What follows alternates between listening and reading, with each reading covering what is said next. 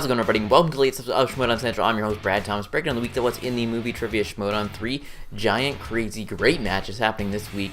A lot of new players coming in to the fold here, and just some interesting team-ups. So let's get into some of those matches. Let's break down what happened here on Tuesday.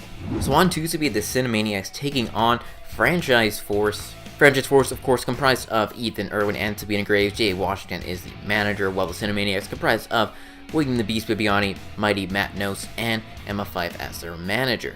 Round number 1, the Cinemaniacs took the lead off the first question and held on to that lead for the entirety of the round. Each competitor playing solid, but the standout performers were William the Beast, Bibbiani, and Ethan Erwin, each throwing a perfect 8 for 8 in the first round, earning themselves the bonus question, while Knost coming up in third, going 5 for 8 for questions he was asked, while Sabina Graves only going 3 for 8 for her team. The bonus question was up, and Ethan and William both answering these questions, and Bibbiani getting it correct, going perfect 9 for 9 now, to give the Cinemaniacs a 14-11 lead after one round. Round number 2, the Cinemaniacs up first. They spin the category of Spielberg movies and go a perfect 6 for 6, getting every question right. There's great teamwork by both Matt and the Beast, and only having to go to multiple choice on the last question to earn themselves an 11 out of a possible 12 points. A very impressive round by the Cinemaniacs, giving them the 25-11 lead midway through round 2. Franchise Force up next. They spin the category of fantasy sci-fi and don't do quite as well as the Cinemaniacs, but not many people could. And they go a possible 4 for 6, getting a possible 6 out of 12 points. There were some difficult questions in there, and they did unfortunately give up a 1-point steal on question number 6. They tried their best to get as many points out of the situation that they could, but it gave the Cinemaniacs a 9-point lead by a score of 26-17. Round number 3, Franchise Force needing to get all 3 questions in order to stay alive in this one.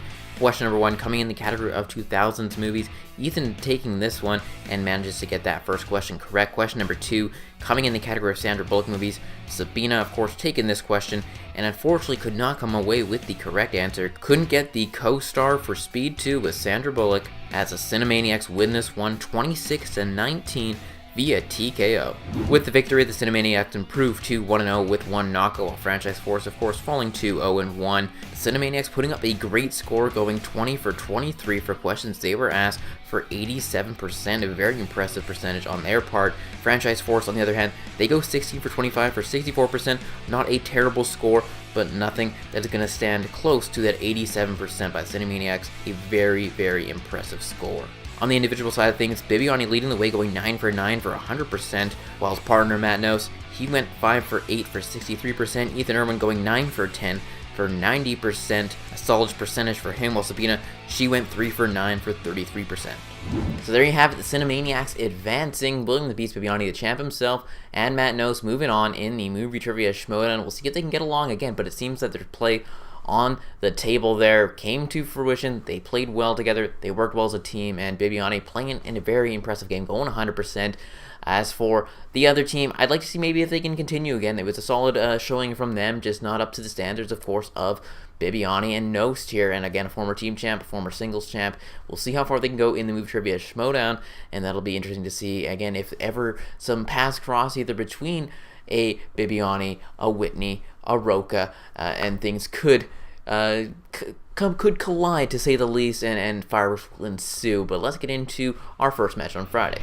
So for the first match on Friday, we had KOrruption taking on Inky and the Brain. Inky and the Brain, of course, comprised of Devon, Stewart, and Rachel Silvestrini, while KOrruption was comprised of Mike, the Killer Kalinowski, Chance Ellison, and Ken Knapsack as their manager. Round number 1, a new star was born as Chance Ellison decided to put up a monster score in the first round, proving the people with the overrated questions incorrect. Question number 3, a big standout moment, as he was the only one to get the question correct for Pride and Prejudice and Zombies, with the answer being Lily James. But the pairing of Kalinowski and Chance proved to be dominant over both Rachel and Devon, unfortunately not able to put up too high of a score. Rachel only going 2 for 8, while Devon only going 3 for 8. Mike Kalinowski, he went 5 for 8, while Chance Ellison nearly perfect, going 7 for 8, leading to a 12-5 lead after the first round. Round number 2, Inky and the Brain up first. They spin the category of Will Smith. Devon really wanted this category and decided to stick with it, as it was basically the Devon Stewart show, going 6 for 6, getting a possible 9 out of 12 points to really get themselves back in this game after being down by 7. Very impressive feat on their part, and led to the 14-12 lead midway through round 2 for Inky and the Brain. KOrruption, though, they were up next, and they spun the category of Matthew McConaughey movies, but do not do as well for themselves as one might have hoped. They end up giving up a 1-point steal on question number 1, big steal by Rachel, and end up only going 4 for 6 for possible 5 out of 12 points, also giving up another 1-point steal on question number 5, which gave KOrruption only a 1-point lead after the second round by a score of 17-16. Round number 3, Inky and the Brain up first, Devon deciding to take the category of Tarantino movies and gets that first question correct. KOrruption, though, they answered back with the category of musicals, Ellison taking this question, getting that question correct to send it yet again back over to Inky and the Brain.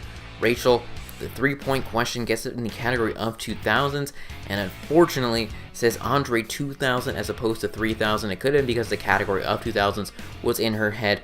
Who really knows? Unfortunately, getting that question incorrect. Question number 3, they needed to hit this one to stay alive, came in the category of the 90s, and Rachel and Devon could not come together to get that question correct, unfortunately, as they lose this one, and KOrruption wins it by a score of 19-18. With the victory, KOrruption improves to 1-0, while Inky and the Brain, they fall to 0-1. KOrruption, they went 17 for 23 for questions they were asked for 74%, while Inky and the Brain going 12 for 25 for 48%, but still managed to keep it close, especially based on that second round. On the individual side of things, Chance leading the way, going 8 for 9 for 89%, while Mike Knost, he went 5 for 8 for 63%. Devon going 4 for 9 for 44%. Rachel going 2 for 9 for 22% for questions she was asked. So there you have it, KOrruption moving on in the Anarchy Team Tournament. Kannowski's got to be happy about that, as he orchestrated most of the stuff, or was it Thad? Who really knows? But Inky and the Brain making a solid comeback in this game, kind of capitalizing on a rough round number 2 in the Matthew McConaughey category for KOrruption, and making a game of it. Inky and the Brain are very impressed by their kind of fight in this game, and it looked like they were probably down and out a little bit, but again, fighting back, but KOrruption moves on. We'll see what they can do.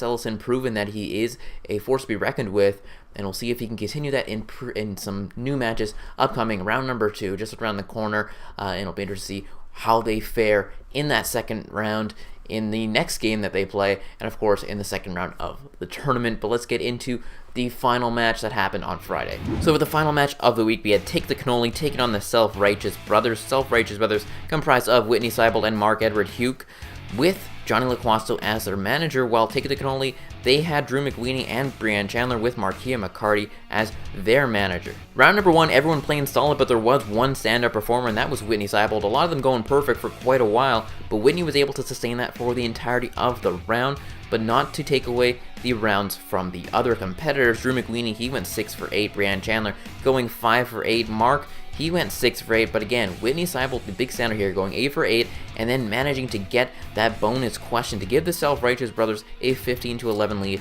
after round number 1. Round number 2, Take the Cannoli, they were up first. They spun the category of Spinner's Choice, a big play for them there, and they choose the category of 80s movies, and they go 6 for 6, getting 11 out of 12 points. Drew McWeeny was on fire, knowing a lot of these questions. There was a couple that Brianne knew, especially that Breakfast Club question, but Drew McWeeny taking advantage of the 80s category, taking advantage of Spinner's Choice, and making the most of it to go up now by a score of 22-15.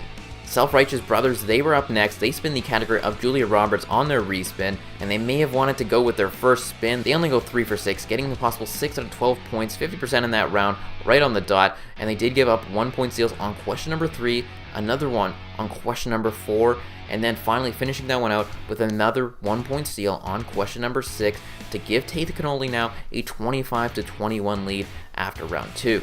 The round number 3 was all fireworks. The brothers, they were up first. Witney taking the first question, the 2-pointer in the category of thrillers, getting that first question correct. Marc up next with the category of the 70s and gets that 3-point question correct as well to send it back over to Cannoli. While Brianne, she was up first, getting the category of directors, and again, getting that question correct off a big guess for her. Very impressive there. Forcing it back to the brothers for their 5-point question. Question number 3, coming in the category of horror movies. Witney, a big strength for him, and gets that question correct to send it back over to Cannoli for their 3 and 5 pointers. Their 3-pointer taken by Drew McWeeny in the category of 90s, not really meaning much in the grand scheme of things, but they get that question correct to set up their 5-pointer. Everyone going perfect in round number 3, and this final question came in the category of westerns to tie the record. Drew McWeeny and Brianne Chandler come together, get that question correct as Take the Cannoli wins this one by a high score of 35-31, tying the record set by Drew McWeeny and Sam Levine. With victory, Take the Cannoli improves to 1-0, while the Self-Righteous Brothers fall to now 0-1. As a team, Take the Cannoli, they went 20 for 25 for 80%, while the Self-Righteous Brothers, they went 21 for 26 for 81%. Very, very close in the percentages. Just came down to that round number 2, Julia Roberts coming back to bite the Self-Righteous Brothers. On the individual side of things, Drew McWeeny, he went 7 for 9 for 78%, while Brianne Chandler going 6 for 9 for 67%. Witney, on the other hand, going 10 for 10 for 100%, a very impressive round, our second 100% of the week. And Marc, he went 7 for 9 for 78%.